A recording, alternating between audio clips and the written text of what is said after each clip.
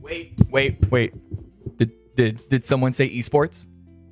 Right. So, the Marvel Rivals Invitational North America happened this weekend, which is about to kick off the month or so of competitive play, specifically the Marvel Rivals Championship Season 0 Doom's Rise.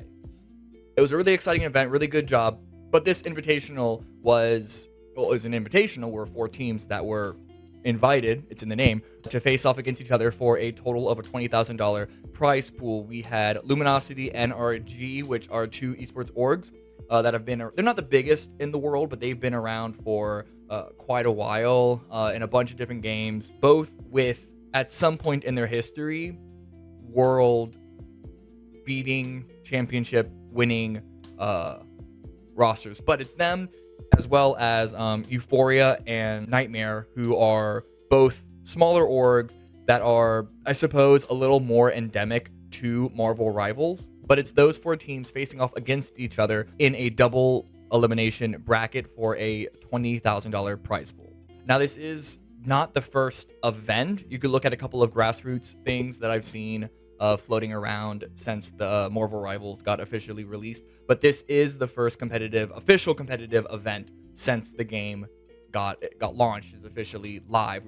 We've had some other events in the past, but that's when the game was still in beta, still limited access. Now it is live. It's Season 0, so the line of whether something is an alpha, beta, theta, omega, it's released, but it's Season 0. Like, I don't even know what it means anymore, but this is finally the wide release of Marvel Rivals. First and foremost, Nightmare absolutely smashed the entire bracket. They did not drop a single map. They won the entire thing 11-0. It was 3-0, 3-0, 4-0 against Euphoria, Energy, and then Euphoria a second time. And considering in their previous events, they've often, if not always, also gone 3-0, 4-0, at least in the grand finals, if not the entire bracket.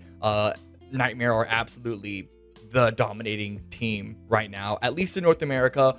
But frankly, in the history of most esports, North America tends to do really good in the very, very beginning. So we'll see what happens here, but I'm pretty confident in saying that they are probably the best in the world. Now, when North America will fall off and get taken over by the more disciplined, sportsman-like approach of Europe and Asia, we have to see when that happens. It usually happens, but who knows? Maybe this can be one shooter that North America stays on top for an extended period of time. Who knows? Super Gomez, one of the 2 duelists for Nightmare, was, to me, the standout player. His damage output was insane almost every single map that we saw him play. However, this was not... You don't get to an 11 series bracket run while having only one strong player on your team. This is not at all the case of Super Gomez carrying his team across the finish line.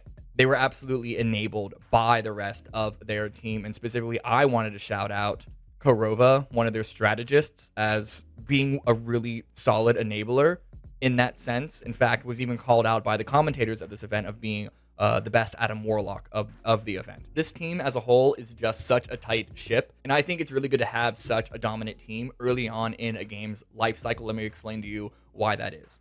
So at first glance, you might think that parity of victories is good for entertainment. If it's just one team winning everything all the time, you might assume that it's going to get boring, but that's only the case if the entertainment is purely who wins, not what you see on the server. This isn't a movie. Esports is not a movie where the entertainment value comes from watching the human stories of the plucky underdogs who are able to fight through all the odds and make it to the grand finals, maybe even win the whole trophy.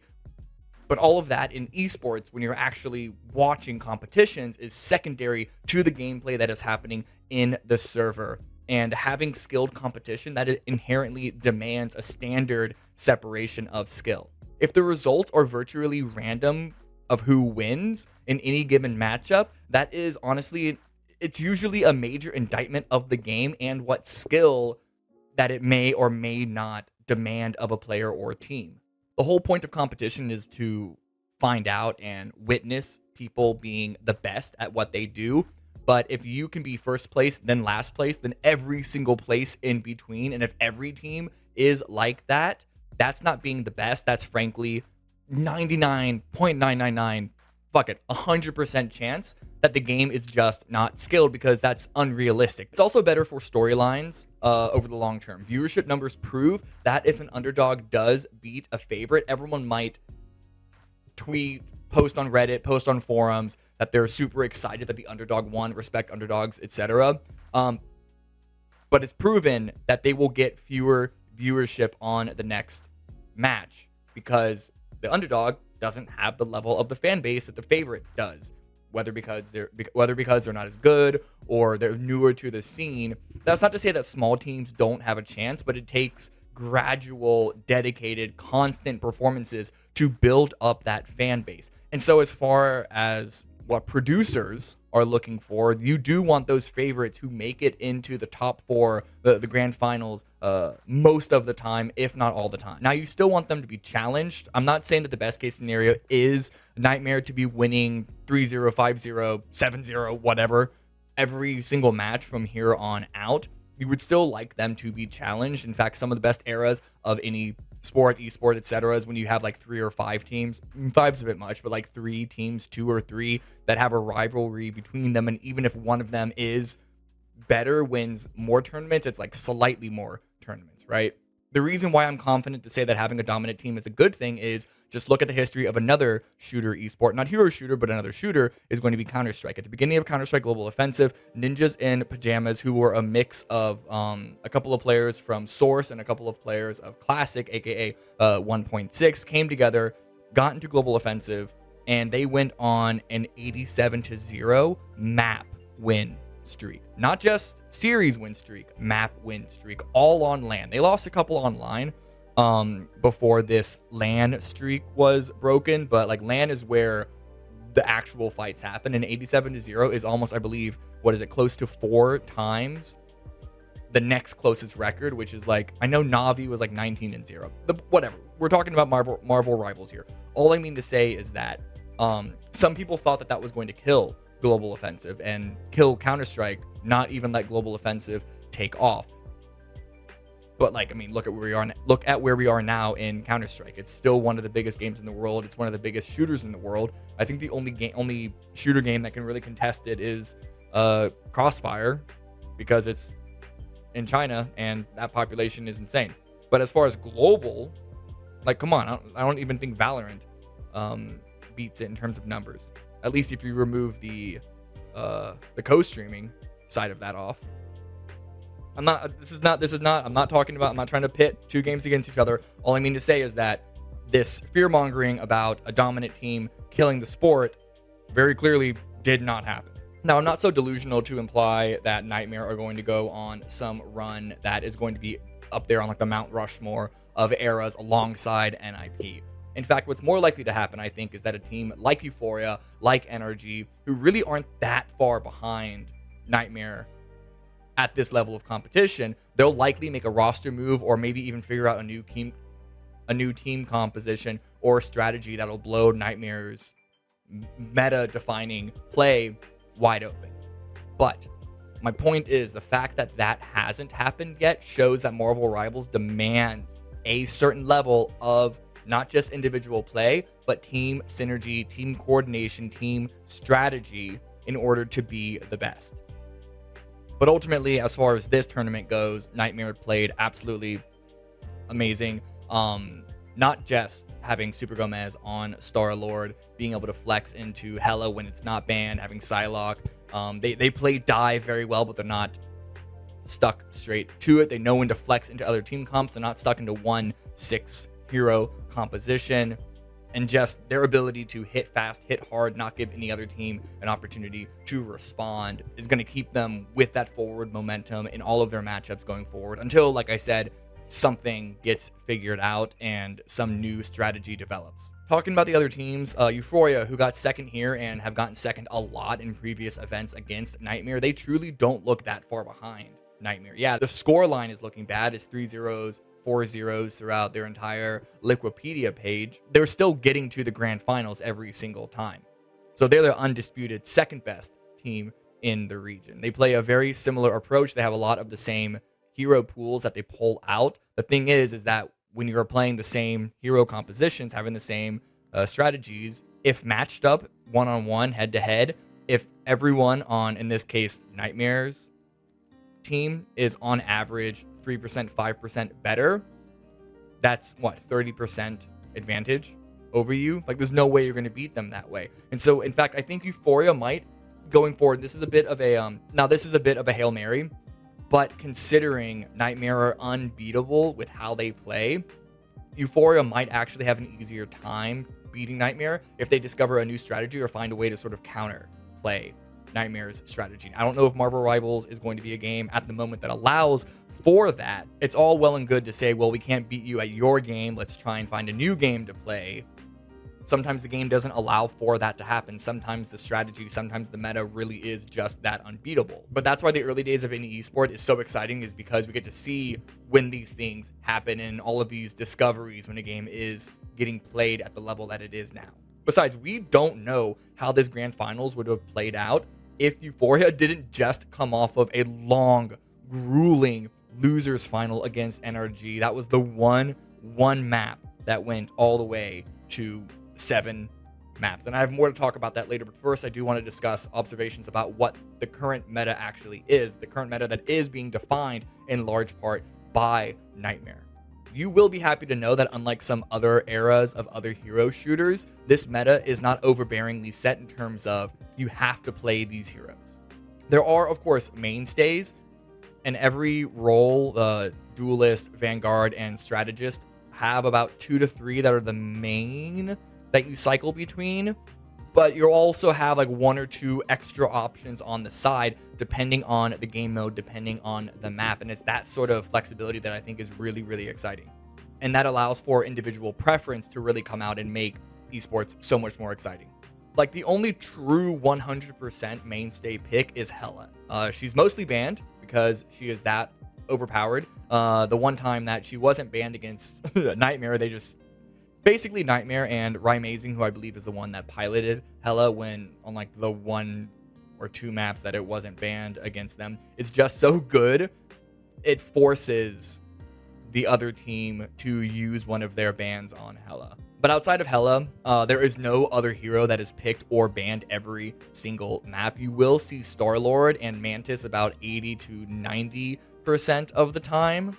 But like I said, all roles had a core 3 to 4 heroes that you would cycle between, as well as the flexes. And so the cores that we're seeing the most of for duelists, it's going to be, like I said, Hela, whether she's banned or not, she's going to be on that opening screen. Star-Lord and Psylocke as the main duelists. We have Mantis, Luna, and Adam Warlock for the main 3 strategists. And then we have Doctor Strange, Venom, and Magneto, and Hulk for the Vanguard.